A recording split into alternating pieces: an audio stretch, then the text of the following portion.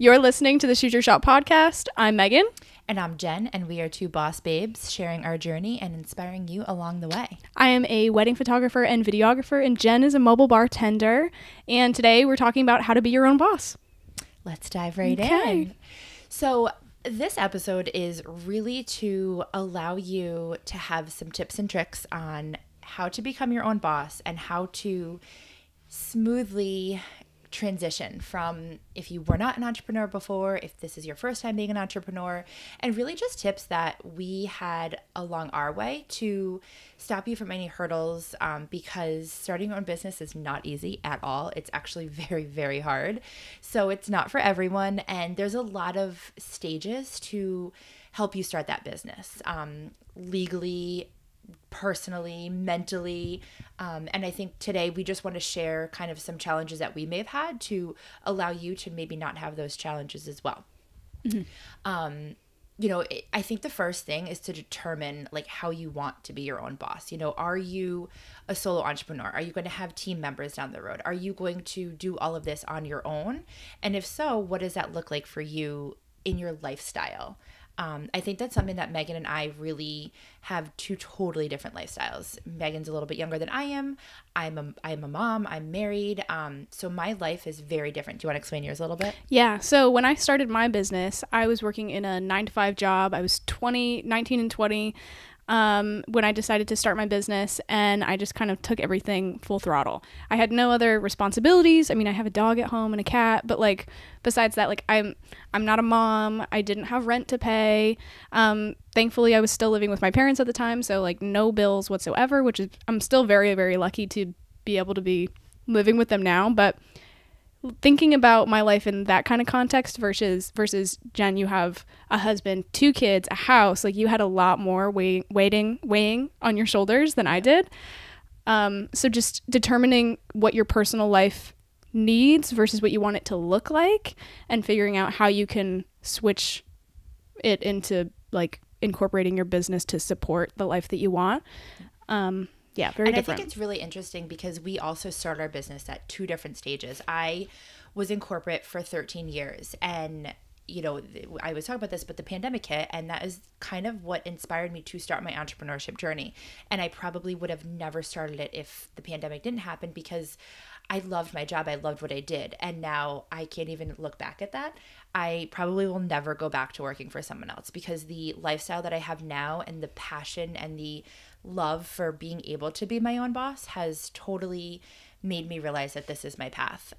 But I had to make the decision to leave a 401, to leave, a retirement savings and insurance. And I'm very lucky that my husband held the insurance for the family, so that was okay. But those are things you have to think of if you are coming from a corporate setting, and a steady paycheck. Mm-hmm. You have to know that entrepreneurship is not a steady paycheck. At least not at first. We'll get into that in the next episode too. We're going to be talking about forming an LLC, all the way from like starting a business with that point, and then all the way until giving yourself a paycheck. So more on that soon. Yes. But yeah, at the get-go, you're going to have to, have some kind of,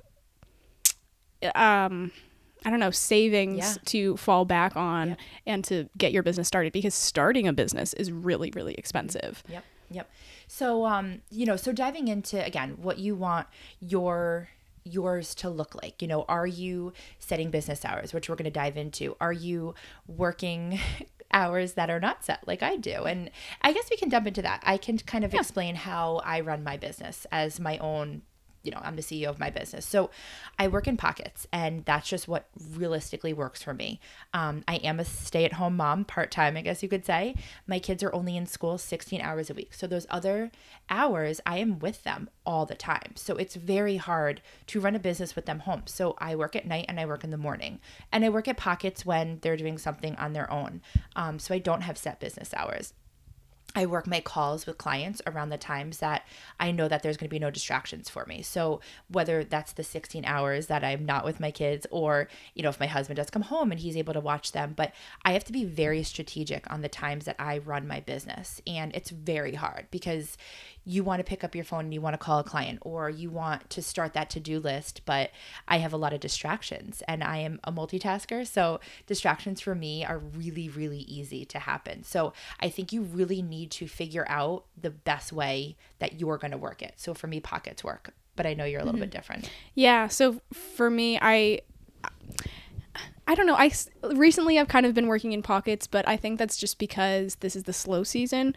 It's the end of March right now. We're getting into early April, I think, once this releases. So busy season is starting, and so my life and lifestyle and working hours and everything will drastically change. I will actually be sticking to the schedule that I typically do, but I also have a big project that I've been working on at home, so like my life has just been kind of a little bit different, and I have less work going on.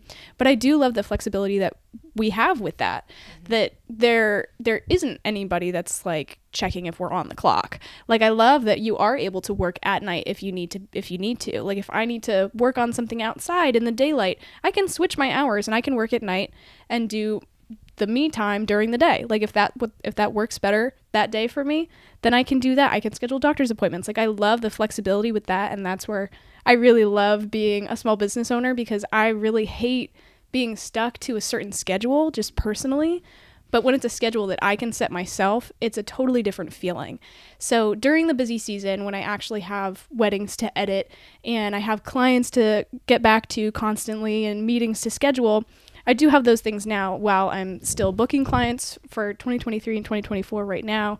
But I don't really have like the workflow right now with editing. So it is kind of nice. But typically, a day for me, a day in the life of Meghan. Ooh, let's do this. Yeah, you do yours, I'll do mine after. Okay, so I wake up probably like 8 o'clock. I also love this, that my body can tell me when it needs to wake up, and I can just listen to it and wake up whenever I want.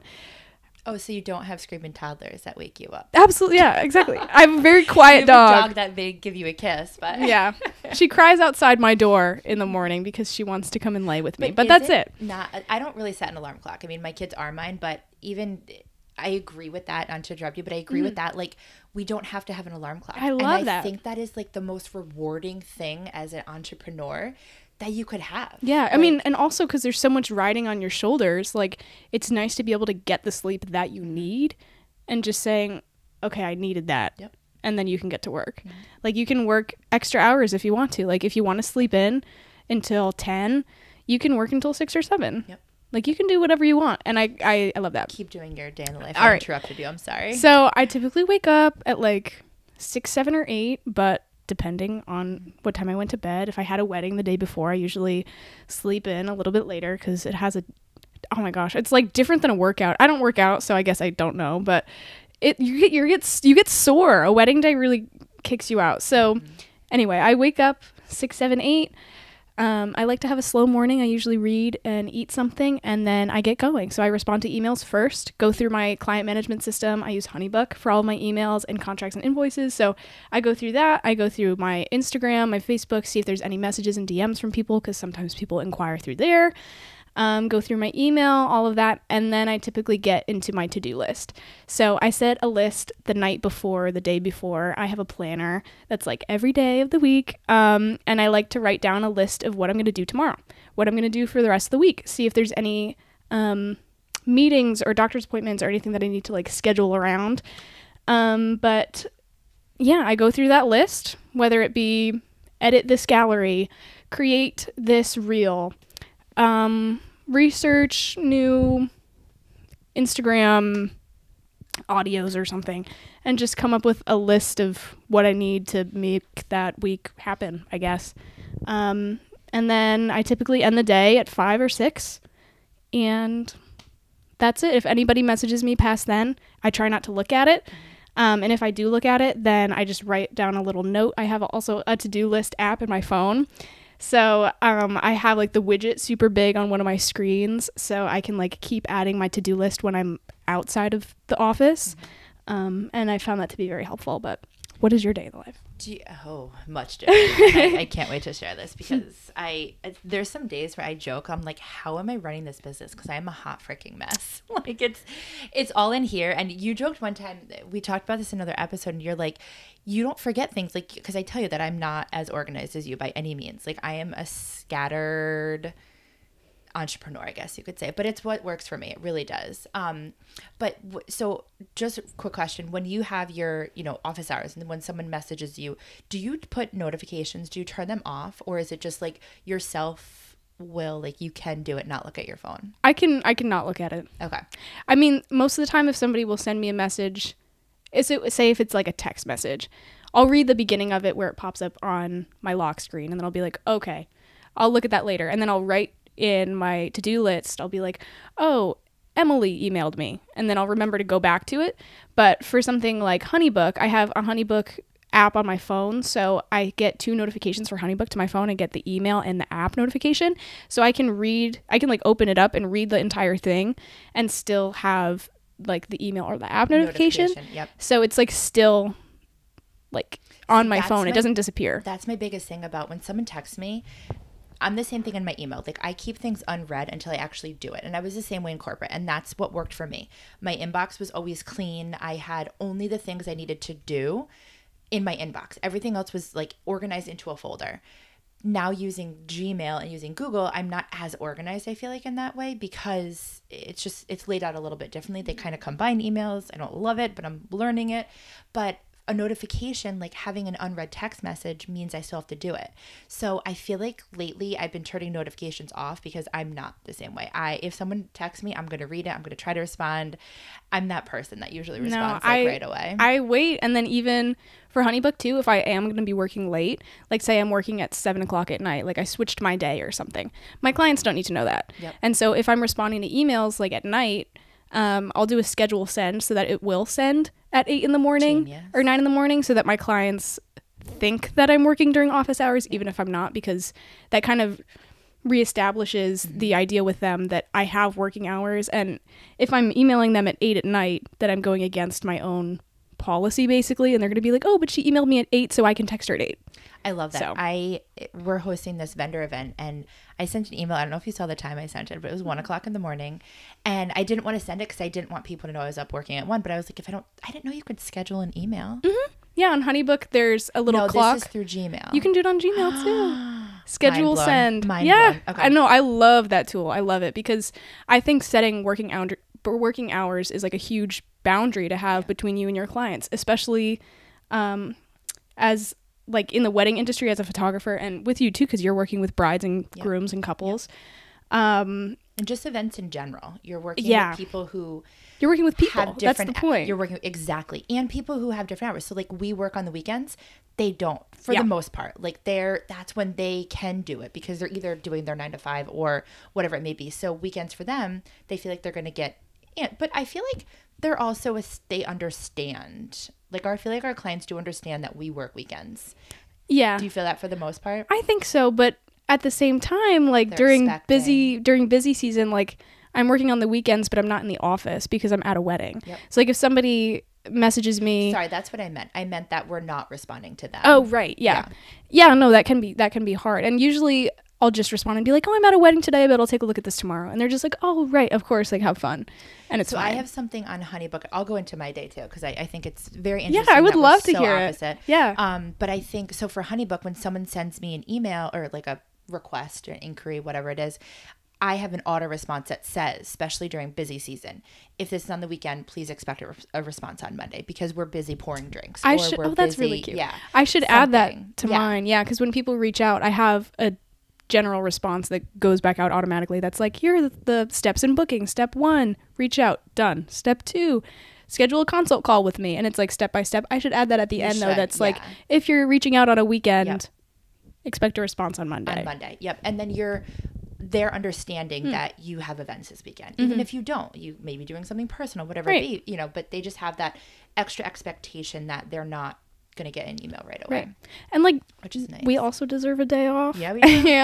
and also sometimes Mondays are our day off. Yeah. So it's hard for customer or clients to expect a response on Monday when Monday we just worked 3 events. Right. So anyway, okay. So day in the life of the vintage horse, or Jen Milano, I guess you could say, but mine is very different. So I am not a morning person. I think that's why I run a mobile bar, because I was always the night owl. I was always the one that was doing homework assignments till all hours of the night. And I'm just not a morning person, but that's what works for my lifestyle. Not with kids anymore, because they are morning people. But I wake up, my kids usually do come in and wake us up. I went downstairs, I make a cup of coffee. I am not a breakfast eater either. So I'm giving my kids breakfast. The most important meal of the day. And I'm trying to teach my kids that how important breakfast is, and yet I'm not eating breakfast. So we need to change some things. But anyway, this is what works for me. So then so Mondays, they're actually in school all day. So Monday is my day to get all of my work done. So I drop them off at school. And then by like 9:05, I'm at my computer, and I actually work at Starbucks down the street from my house. I've made some friends there because the other people work there too. But I'm behind my computer as many hours as I possibly can. I mean, there's some hours where some days where I don't even realize it's like 3:00 already and I haven't eaten anything. And I'm like, okay, Jen, you need to do better right now. But that's my one day to literally run my business. Then if I don't get what I need to get done, then I'm again working later that night. But then I get the kids, then we have dinner and we have family time, which I think is so important. And that's what's very hard about being an entrepreneur and having a family, because you have to balance the two. And if you don't balance the two, you are going to lose one or the other. So I think it's very important to not be on your phone at the dinner table, and not be on your phone when you're having a conversation with your spouse or your kids, because you don't want them to see you. You want them to see that you're working hard, but you don't want them to see that you're working 24/7. And I kind of deal with this a little bit too, because I live with my parents. I've said that 1,000 times and I love them, but it is weird because I'll like be on my phone on Instagram, like posting a reel, posting a story, interacting with my clientele. And like, that's a very valuable piece of marketing, networking, piece of my business. But to my parents, it looks like I'm just on the couch on my phone. Yep. But it's like, I'm working, but like, it doesn't look like I'm working. It looks like I'm just on my phone. So I totally get that. My grandmother helps me so much with the kids, and she's a huge inspiration in my life. And every time I'm at her house, I'm, for the most part, on my phone a lot, because she's helping with the kids. So that is my time to also work my business, go on, do my posts, respond to emails in the pockets that I'm working.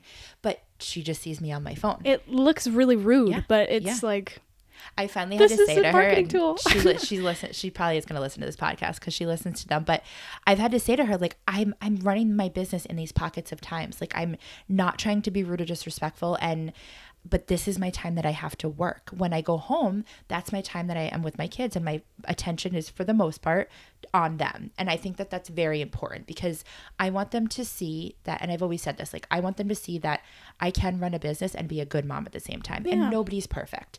I am not a good mom all the time. Like, I curse, I yell, hopefully not in front of my kids, but I'm not perfect. And nobody's telling you to be perfect, but you also have to figure out the balance in your life, because if you don't, you're going to get burnt out. Yeah. Very easily. Do you want to talk a little bit about burnout from your corporate history and everything? Yeah. We are going to do a full episode on this because I think it's so important, but I was in hospitality for a very long time, and those hours are really long and crazy. So I was in sales, but I was considered an event catering sales manager, which is a very long title. But I did the sales side, so the 9 to 5, quote unquote, as a salesperson, but then I also ran the events. So I would have to take a day off during the week if I was working on a Saturday doing a wedding or doing something. But then that day during the week, I felt like I still had to work. So were you technically in 2 different positions? No. So how it worked was, it's very confusing, but let's call it a catering manager, because that's what it used to be. As a catering manager, you do both. So you sell the event and you service the event. Whereas a salesperson or a sales manager, you're just selling the event and then someone else is working it. Mm-hmm. So I had a dual role, which has always been how that industry kind of worked. Because, for example, a wedding. You're a wedding planner. You don't want someone to sell your wedding and then you're not working with them anymore. Right. That's kind of where it happened. But then I got into the corporate business, and it was the same. Like, you don't want someone dealing with everything, quoting you numbers, doing all that. And then I guess you want them there. You want them there. Yeah, that makes sense. So that was very challenging, because the demand that my clients had on me was I'm available 24/7. And at the time, I didn't know how to stop that. Like I didn't know, but that was a learning curve that I needed for my own business. And I always say, I feel like everything happens in life for a reason. And I feel like my corporate position for so long allowed me to be such a better entrepreneur. So I say like I work in pockets, but I think I do that so well because I had so much structure of my corporate world. But I got burnt out. I was checking my emails 24/7. I was on my phone all the time responding to clients, and I gave them that satisfaction that I would respond right away because I thought that's what I had to do. And that's not what you have to do. You have to set the boundaries and you have to set the expectation for your customer to know that this is what I'm working, just like you do. And I think that's so important. Yeah, I had a very similar experience, but I was like 15, so it's like totally different. So instead of like being like an actual professional work environment and you had your kids at home and all of that going on too, like when I was in high school, I was the stage manager for a theater. Doesn't sound very exciting, but it was very fun. Exciting. It was fun, and it was like a leadership position, so like that was on my college resume and everything. But we did 3 plays, like 3 main musicals or plays during the year, and then we had a bunch of student written stuff and 1 competition piece. And if we won our competition piece, then we would go on another field trip to like this New England drama festival thing. So, and then I had 2 or 3 other shows with like the middle schools and 1 community thing. So it was at the end of the year, it was like 10 to 15 shows a year, which is a lot to be doing. And also be a full-time student and do sports and clubs and other activities to get your college resume looking good. You're giving yourself enough credit. Well, I don't know. It was a lot going on at the time, but like in my mind, I always had the thought that I was like, you always hear adults saying to you like, oh, well, wait until you graduate, wait until you get a real job, and then it just kind of demeans all of the things that you're feeling and all the things that you're working towards, making you feel like you're inferior, that like it's really not that hard when it really was a lot to handle. And we didn't have like any staff members helping out that were like connected to the school. We had 2 people that were like stipend jobs that were just like professionals in the area that knew about theater and like directing and tech stuff, and they would come in and like do what they needed to do for rehearsals and everything, but there was no real school contact. And so anytime during school there would be like an assembly or something, they'd be like, oh, Megan, you need to come in. And I was like the school contact with everything. So I had a lot on my shoulders, but it was the same thing. Like I had so many people emailing me, like the producers from the school, the principal and superintendent, like people would be emailing me, like asking me all these questions because I was the extension of the director. And our director, I love her. She's fantastic. But she's a little bit older and she is like a Broadway professional. And so the way that it works in the real world is they have the stage manager or an assistant or somebody to be like, oh, you handle this for me and I'm going to do the artistic stuff. And like, you take my notes for me and we'll go over it tomorrow. Or like, you write this thing up for me. So that was kind of my job. And so I'd always be on my emails. I'd be like emailing with parents, with the costume moms, with the school, with the principal, just back and forth with everybody. And it was the same thing. Like I just was doing it 24/7. I was communicating with all the crew members, organizing people just 24/7. And it just got to be like way too much to handle in your mind. And it's like, at what point do you turn it off? Yeah. And that was hard. That's very hard. No, but you, I think I go back to all of that prepared you for your job today. I feel like it was the same experience, or at least the same feeling, different situation. But if I didn't have that in the past, I wouldn't know that I needed to set office hours, because I wouldn't have known what burnout would have felt like if I hadn't had that experience. And so we're more precautious about those things and paying attention to the sleep that you need to wake up when your body needs to, all of these things that like sound, maybe to somebody that hasn't experienced burnout, sounds a little like, oh, I don't need to do that, or like, oh, that's a little too much. But like, not having an alarm clock is like very beneficial in my life. Me too. And it's like such a weird thing to be like, I don't have an alarm clock, but like But it's actually great. You created that life for yourself. Like, you could have an alarm clock. You could go to a 9 to 5 job. You could go to,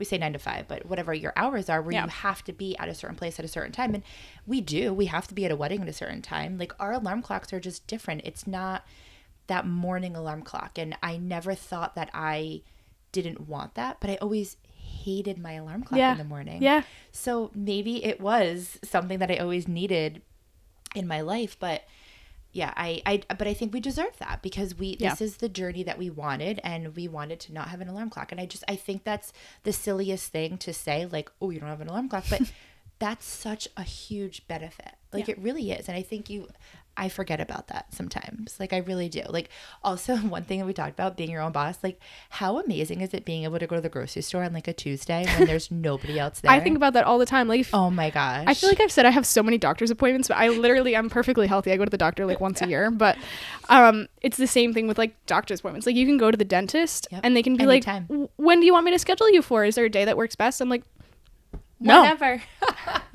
make it a Monday to a Friday. Like, I'm busy on the weekends, and like they can be like 3 o'clock, 2 o'clock, 1 o'clock. I'll be like, I don't care, and I love that. See, and my gratification is a little different, because I get to bring my kids to the park on a Tuesday. You know, I get to go for walks with them and do things with them during the week, and it's not like we go to all the, like, when it's raining, we could try to go to like a museum or an amusement, whatever. But I can go when it's not crazy hours on a Saturday morning. So I think it's, you know, it's working the hours that work for you, but also having the balance. Like, it's so important to have a balance. And I think even in corporate, you talk about a work-life balance, but how are you doing that when you're your own boss? Because you can literally run your business 24/7 if you want to. Nobody's telling you to stop. Like, there's no, like, yeah, you could shut your laptop, but then your mind is going to be like, oh, I forgot to do this. I forgot to do that. So if you're not setting, and I'm doing much better about trying to stop at night. Like, I used to bring my laptop into my bed with me, and I was like, no, like, this is not the place for it. Like, I should be at my computer or on my desk and working in my office that's like in a corner in our house. But I think it's so important just to make those steady rituals for yourself. Okay, so let's talk about taking a day off in your business. And I think that can kind of go in two ways. Like, are you taking a day off where you're home and you are not touching your computer for the whole day, which, side note, I think is very hard to do, or are you taking a day off, meaning you're going on a vacation or you're going somewhere? I think there's two folds to that. I can talk about myself first. So I realistically do not take a day off during the week. I think there's days where I don't work as many hours, but I don't feel like I fully take a day off unless it's physically going on a vacation.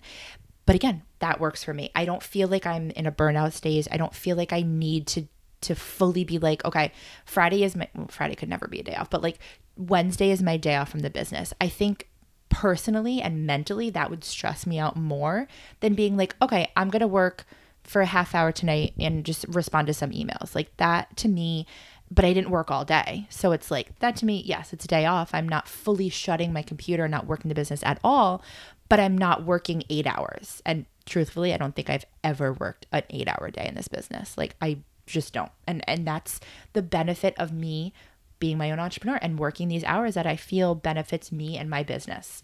It's also really hard to tell with the pockets, like if you are working 8 hours or not. So with me, like working, I don't know, like 9 or 10 to like 5 or 6, like I know that I'm like on my computer doing that. But do I get sidetracked on TikTok when after I post a TikTok? Like, yeah, but like, but like I am sort of working. I mean, I'm scrolling on my business TikTok, interacting with other accounts, saving trending audios, things like that. But I do like to take a day off. When I'm in busy season, at least in the slow season right now, I've been working in pockets. And so like I've been working half days and then the other half of the day is like a day off. So it feels very different. So I kind of see where you're coming from, where you're like, I don't have a day off. That would stress me out because yeah, like every day I have 1 or 2 things to do, but during the busy season, I think it's important to take a day off. And I usually, like you said, a Wednesday, it typically is for me like a Tuesday or a Wednesday, just because Friday I'm packing my backpack for the wedding.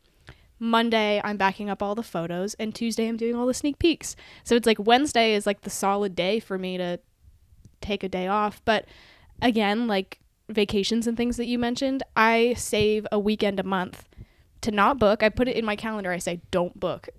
And I save that in case I want to take a trip or something. I really like road trips. I really like camping. And my boyfriend has a normal 9-to-5 blue collar kind of job. And so if he's randomly on a whim like, oh, we should go to this place, then I'll be like, I can't. We have to schedule this 2 years in advance. And like, who wants to be in a relationship like that? Or like, who, like that's kind of sucks. Yep. So I like to save a weekend a month to be like, yeah, we can do that, but it has to be this day. Yep. So I think that's important too. And whether you use it for a vacation or not, I think having one weekend off too, even like not a weekday, like a weekend, a full weekend as in a wedding business is really nice, because weddings are every weekend. And what if you doubly book yourself Saturday, Sunday, Saturday, Sunday, Saturday, Sunday? Like that is just nonstop a place for you to get burnout, even if you have working hours. I think it's nice to have that weekend off. Even if you're at home, take a slow weekend, sleep in, hang out with friends, because that's when they're free. I don't know. I think that's nice. Do you schedule stuff in your calendar to be like, don't book? Yep. So yeah. I'm now 3 seasons into my business, so 3 years. And when I first started, I 100% did that. I was like, absolutely not. You need one. And I did the same thing. I booked one weekend in my calendar that says do not book events. Like that is my weekend. Not gonna lie, I screwed up this June. I am fully booked for the entire month, but that's okay. I have a second trailer. Yeah. I understand, but I'm also going away a week in June during the week. So we leave Sunday and we come home Thursday. So I feel like I'm going to be okay mentally, but 100%. Every other month I have blocked off in my calendar. That's going to be our weekend to do whatever. My husband has the same thing. He works during the week. So he can't take off a random Tuesday, Wednesday, right, you know? Right. So the same thing. And I think that is so important for your business to be able to do that, because you need that time. And again, to hang out with your friends or family or anyone that's not your clients. Love my clients, but you need that personal time for yourself too. And you know, I'm very lucky that I get to have so much personal time with my kids that I don't feel like because a lot of people ask me, and I'm sure you get the same thing, like, oh, you work every weekend. And I'm like, yeah, I do, but I'm with my kids all week. So like, you know, maybe I'm not taking them to like the birthday party or whatever it may be, but I'm spending that quality time with them during the week. So I don't feel like I'm missing things. And I've always worked weekends my whole life. So I don't like, yes, it would be a really big bummer to miss a really good friend's wedding or something like that. But I have set my business up where if I have to, you're going to be a little different than this, but I could have someone run my business if I'm not there. I've actually had an event where it was my first one ever last year, and I brought the trailer, set it up, the 2 girls bartended, and I picked it up the next day, and we went to a family wedding. And it was the hardest thing to do, literally, because you know me, like I have to do everything myself, but I was able to do that. So, but now you have that with your second trailer though too, because you're branching out. You have 2 trailers. You can book 2 weddings in one day in 2 different locations, and you have people that can cover that for you. Yep. Well, so we're hiring. We need more people, but yes. I'm 21 now. So Megan's jumping behind the bar soon. Get ready, guys. Yeah.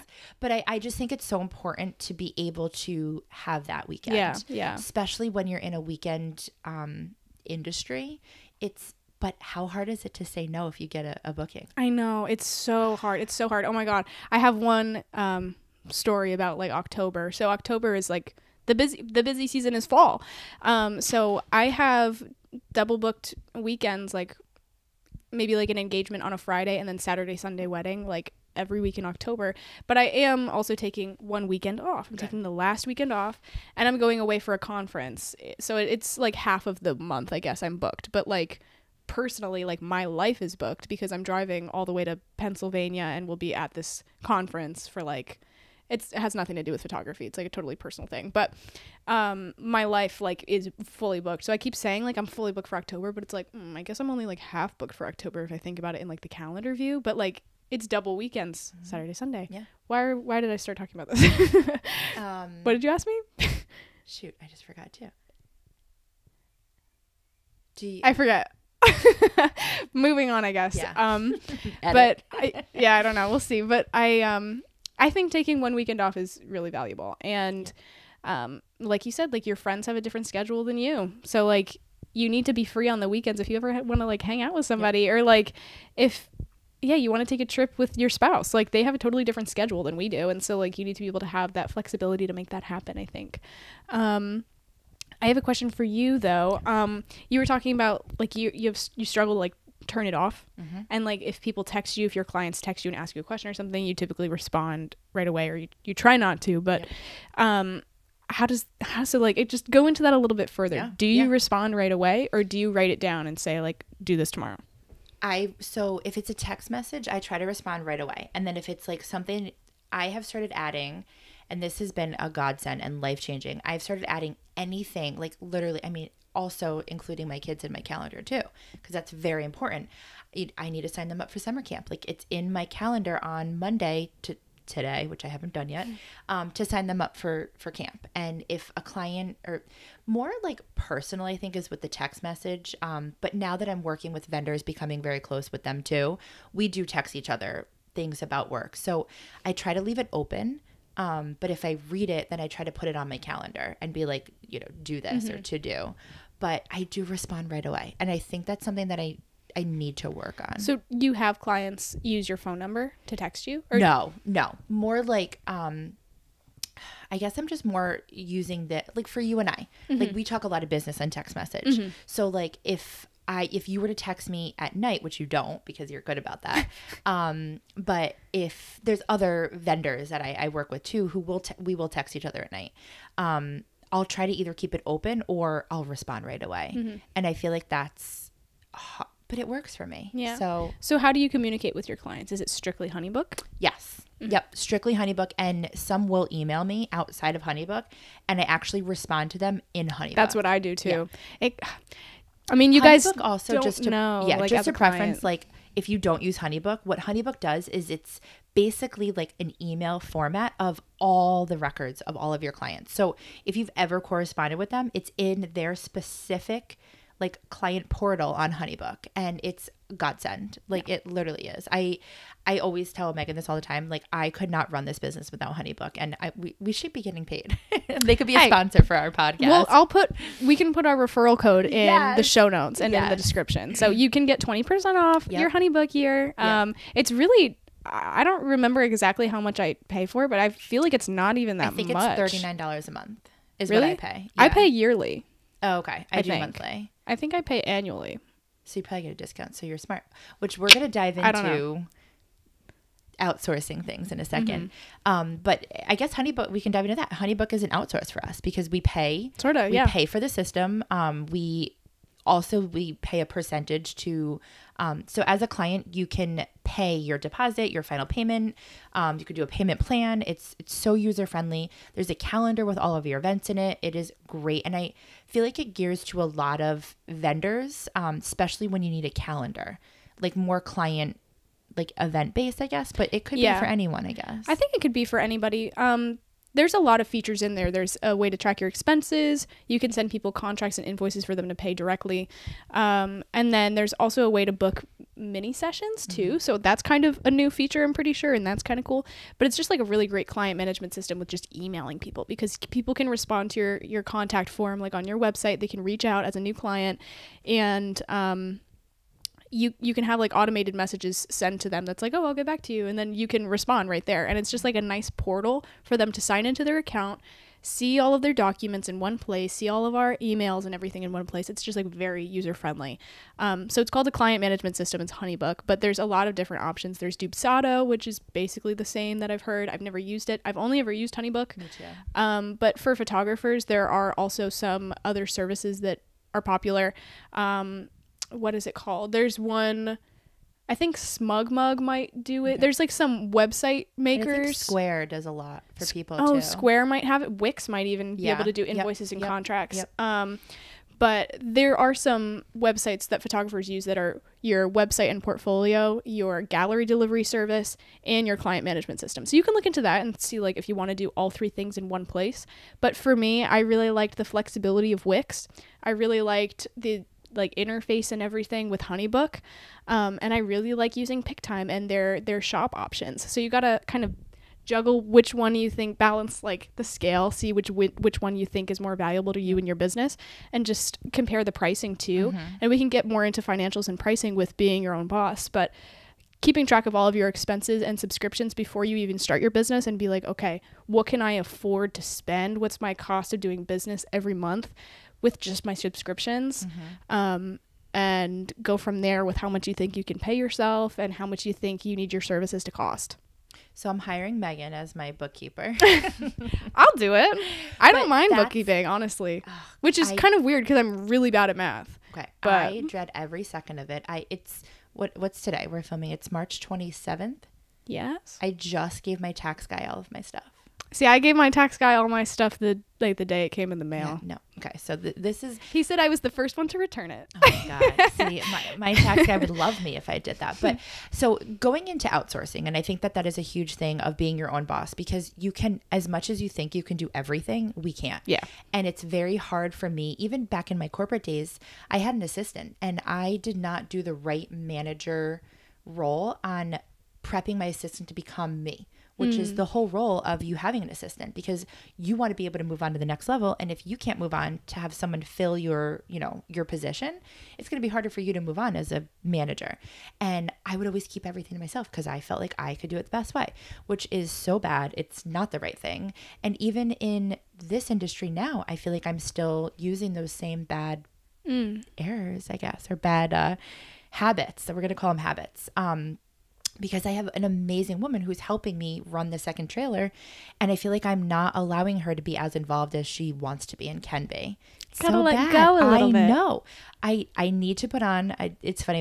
There's a mobile bar like conference every year, and the woman that runs it, we had a call one time. That's really cool. Yes. I've never heard of it. Oh my God, I have yet to go. It's always somewhere like far, and it just doesn't usually work with my calendar. But I need to go this year, in 2023.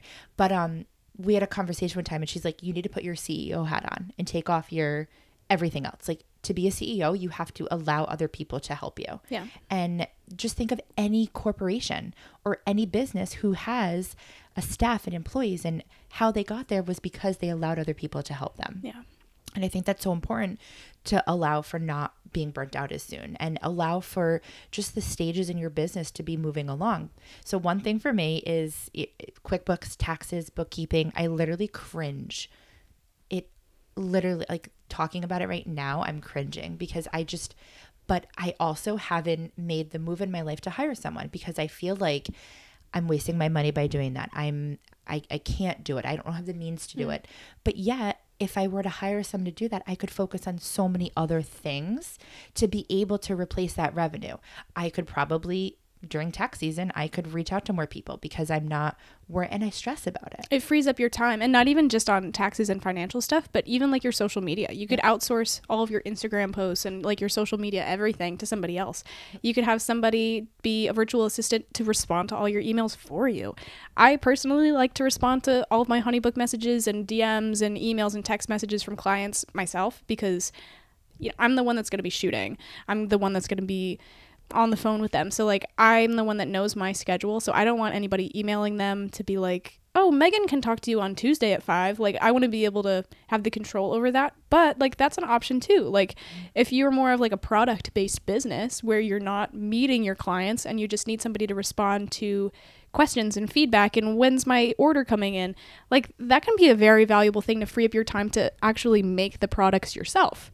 So yeah. And I think too, like, the only way to grow in your business is to allow other people to help you in ways where you cannot excel yourself, so that you can excel where you're best at. Like, I love social media. I probably would not outsource that, but I may outsource my email one day if I just can't handle it all or control it all. And I think for me, my business is seasonally based, but I am responding to clients all year. Yeah, I mean, they're planning their weddings in the winter for the summer and fall. So I just got a bunch of leads last week, and I'm technically in off season, but you're still working your business no matter what. And I think that probably goes for anyone, because you have the similar season to what I do. But I think, I think you just need to outsource where you find that you're not doing your best. And I think I'm my own teacher on that. Like, I need to tell myself that. Like, I need to outsource my bookkeeping services. Like, the no-brainer, I need to do it. So I need to stop preaching and just do it. So for me, for bookkeeping, it's honestly very painless. So it's interesting how we differ in that so much, but I yeah, no, I use QuickBooks, and every so often, like maybe twice a month, once a week, I don't know, whenever I get around to it. But I don't let it go too far. Where are we? March? March, yeah. Almost April? No, I just did it yesterday. I just checked in on things yesterday. So it's, for me, it's really not too hard because I don't really have to do any math. I have my QuickBooks linked to my business bank account, and any transactions that I have, money coming in and money coming out, automatically updates into the QuickBooks app. And so then all I have to do is see if the tag is correct, because it'll automatically tag things as a subscription or as income or as materials and supplies. And so if something goes into a wonky spot, then I'm like, no, that was cameras and equipment, that wasn't this. And like, that's pretty much all that I do. And then I can see like the charts in the, I don't know how to describe it, but there's like charts and diagrams that show your trends and stuff of like how much you've spent, how much you've had coming in, and you can put it for like all time, or you can put it for and that's all through QuickBooks. All through QuickBooks. I love QuickBooks. Yeah. No, it's maybe I can have a relationship with QuickBooks one day. And then at tax time, it makes all of your reports for you. Yes. So there's like a little tax section, and I can just print out the report for my tax guy, and I just say, here you go. And if he has any questions for me, I try my best to answer them, but that's pretty much it. You can also take pictures of all your receipts and everything and like update it into that. I guess I have the same thing. I guess mine is more like the saving side of being an entrepreneur, because the money's coming in, but what are you doing with it? Where is it going? That's kind of, I think, where I need the most help in my business, because, you know, no one's taking your 401k anymore. Nobody is doing automatic savings. You know, this is things you all have to do on your own now. And I think it's really having that mindset of really being structured. And I think that's a little bit where I probably lack. Something new that I've been doing in this new year in 2023 that I wasn't doing previously. So last year was my first year in business, like actually in business, like a full year, like accepting my own clients and everything for weddings. But the first summer that I was in business, I was just kind of shadowing people in second shooting. So last year was the first year where I really was able to pay myself, and I didn't have so many expenses with starting up. Still had a lot of expenses, bought a second body, and like still had a whole lot of things going on. But this year is like the year where I want to like really do things right, and like really do things like full time and like fully, because I have my own clients now, and I have more weddings that are my own than I am second shooting, and I love that, and I like want to succeed and do everything properly and by the books. So this year I am giving myself a real paycheck. Versus last year, I would just kind of pay myself willy-nilly whenever I needed the money and whenever I felt like I deserved it, I guess. But this year, I use Wells Fargo is the bank that I use. And I have personal accounts and then my business banking accounts. So within the app, I can just send myself a transfer, like account to account, because they're both under the same account, sort of. And that's super easy. So I don't know if you have a different bank for your business than you do for your personal account, like if you have to write yourself a check or something, but I have it set in kind of almost like a payroll. I mean, it's just going to me, so it's not a payroll at all. It's just a scheduled transfer, but I have it set up so that at the first of every month, I have a paycheck coming into my personal account. And I have some things set aside for like my business savings and my personal savings that like automatically on the first of every month will go too. Yeah. But I think that's kind of going to be huge for me. Right now, I don't really have a ton going on. So I don't have a ton of income coming in. And so the paycheck I'm giving myself is very tiny because, again, I don't have any bills. I don't have kids. I don't have people to cook for. So it's totally different than what you're probably going through. But I think it's going to change a lot for me. I love that. And I remember you posted about that in your story one time, and it was like mind blown to me because I think of paycheck as the corporate 9 to 5 giving me a paycheck. And I don't realize that as a business, as an entrepreneur in your own business, you have to do that too. And I think that I don't do that. So this is something that I want to do for this year. But right now, again, it's our slow season. So money is very scattered and not as much and things like that. So I do have a mortgage and I do have kids to feed and a family of 4. So for me, it's different. I'm paying myself as is right now. But I think it's so important. And I think another thing too is there is a lot of statistics that I've heard where you need to put a portion into different things. So it's like 10% of, and what I'm doing is I'm looking at this at events that come in. So I want to try to take 10% and put it towards a savings, 5% and put it towards marketing budget. Like of each event, have a percentage go into different areas. And I've found that something like that is good because it's like, yes, you're still paying yourself in overall, but you're putting from each event, and that's the only source of my income. Like I do other things here and there, but primarily when someone books an event, that's my income. Yeah. But so some of it's going to the bills of a honeybook. Something's going to, I only do 2 forms of marketing. So I do the Knot. Did I tell you I finally signed up for the Knot? No, you didn't tell me that. Shout out to the Knot. Very excited. I did. So now that's more marketing that I have. So that's going towards my marketing budget. So I do monthly for some things, but I think it's important to do yearly so that you get a savings, because I know that a lot of things do, if you do it for the year, it saves you more money. Yeah. But I think it's giving yourself that paycheck is huge. And I'm interested to see like how if I do it, if we do it, in 6 months, if we can talk about it and see if that's something that's really helped our business a lot. I definitely want to have an episode that's I have a little bit of a cold, so excuse me. But I definitely want to have an episode that's totally based on finances. Maybe have a guest speaker that's actually a professional in this topic, because we're not at all.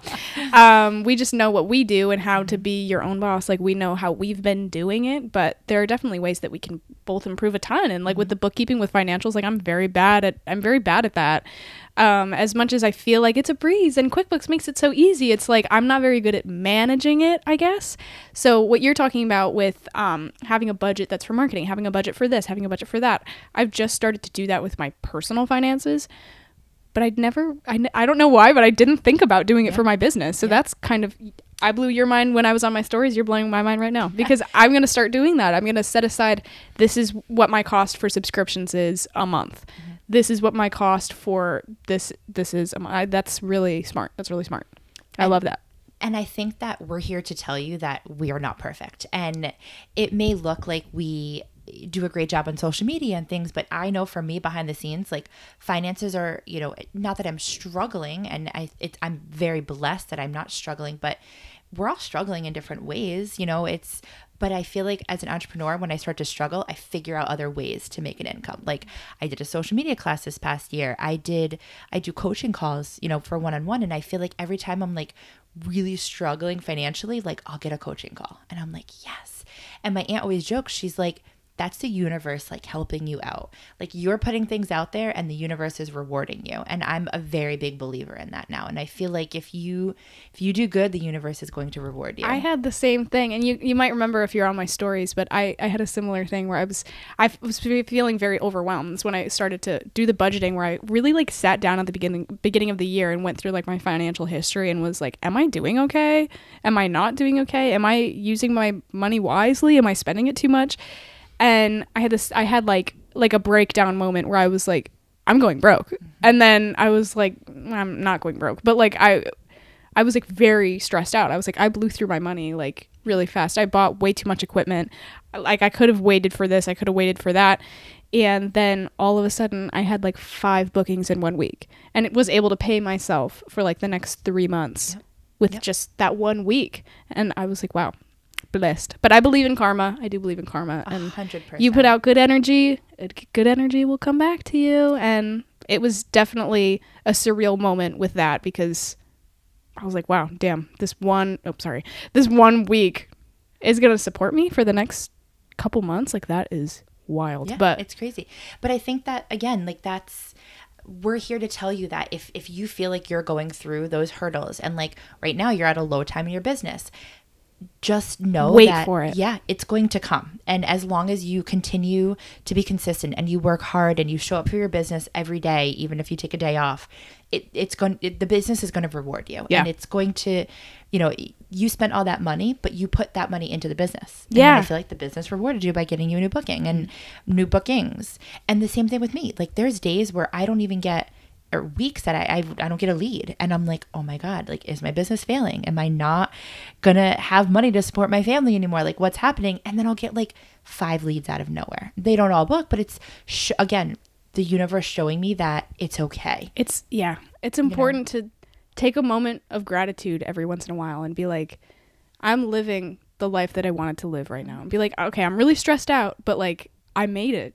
Like we did this. Like I'm able, I don't have a 9-to-5 job. I don't have a job with a schedule. I'm doing it. I'm doing it right now. And you kind of forget that once you're doing it every day, 24/7, you forget that this is the life that you want to live.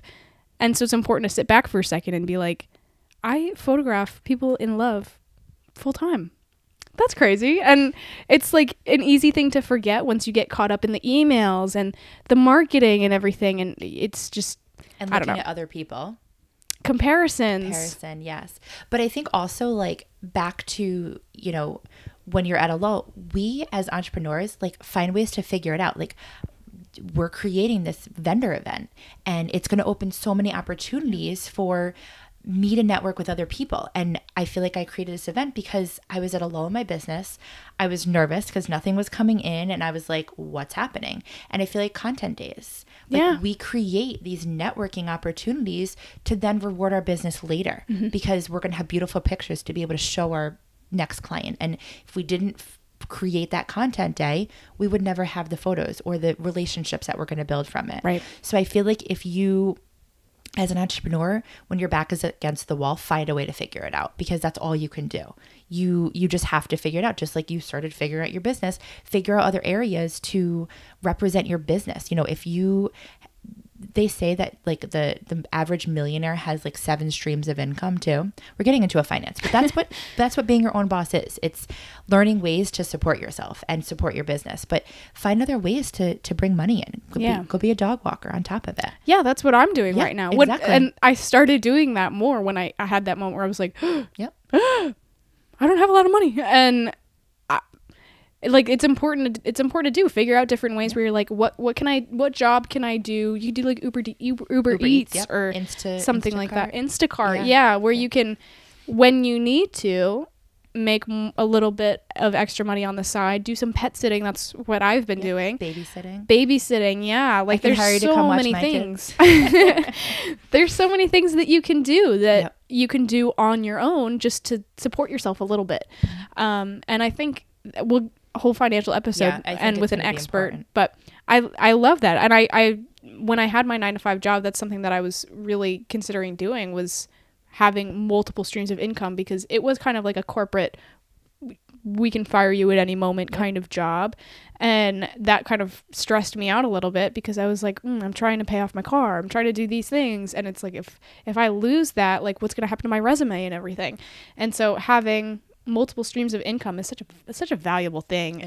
I rely solely on my business, but like, if I wanted to, I could up the dog walking. And if I wanted to, I could do Uber Eats more, because I do Uber Eats sometimes. And I don't know. I think that's just, it's important. I don't know. It's important to do. It's important to have not just one form of income, especially as an entrepreneur, because God forbid anything happened, you lost your company, if something happened, you need to have other forms on the back end. And I think that's so important with being your own boss, just knowing that in the back of your head.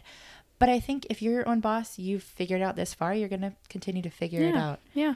But I think that wraps up our, do you have anything else to add for today's episode? I don't think so. I think we hit all the bullet points in my head. And me too. I mean, that's pretty much everything that I do to be my own boss, is manage my finances, my bookkeeping, my daily schedule, my client management system, taking a break, setting office hours. Those are the day-to-day things that I do to be my own boss. So, and I think like one thing to tie all this into bow is figure out the best way to run your business and do it that way. You don't have to be like someone else. Meghan and I run our businesses 2 totally separate ways, but it's what works for both of us. We're both doing very well, and we're not burnt out yet, but we're not going to allow ourselves to be burnt out, because we have figured out a way to run our business in such a unique way that works for us.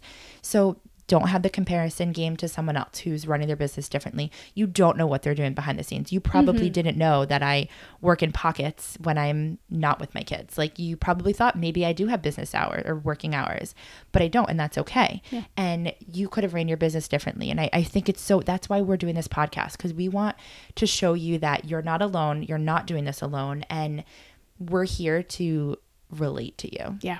Everybody's unique. Yep. Everybody's unique. Everybody has their own way of doing whatever they want. You can do it whatever way you want to. Like, there is no right or wrong way to run your own business. No. This is just the way that we do it. Yes. You have to enjoy it. Yeah. If you're not enjoying it, you're doing it the wrong way. Yep. That's it. Icing on the cake. Bye, guys. So next episode, we are going to be talking really how to structure your business legally, how to form an LLC, just the legality. Is that the word I'm looking for? Legality. Thank you. Of really starting your business the right way. So definitely tune in. Leave us a review. We want to up our reviews, and let us know kind of what you guys want to hear about. If something resonates with you, or we kind of touch base a little bit on it, let us know what else we could talk about. Yeah. If there's any future episodes that you want, if you're excited about the finance episode, let us know.